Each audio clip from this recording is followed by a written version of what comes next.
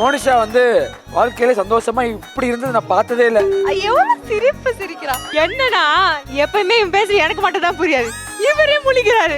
கடைசியா எடுத்து போட்டு போல அப்படின்னா. ஆமா இதுல பேசுறதுக்கு என்ன இருக்கு? சமோசா போட்டு மடிக்கணும். சமோசா போட்டு மடிக்க முடியாது, சமோசா மடிச்சு தான் போடணும்.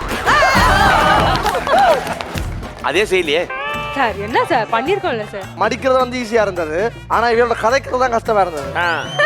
அதுல 30 சுட்டது நான் தான். எவ்வளவு பெரிய போய் பாருங்க அண்ணன், இவர் அண்ணா சொல்வார் பாருங்க. டேபிள்லயே இல்ல, அவர் வேற எங்கேயோ இருந்தாரு. நீ ஏன் உன் டேபிள் இல்லையாடா? இல்ல சார், நான் அவ்வளவு கஷ்டப்பட்டு பண்ணிருக்கேன்.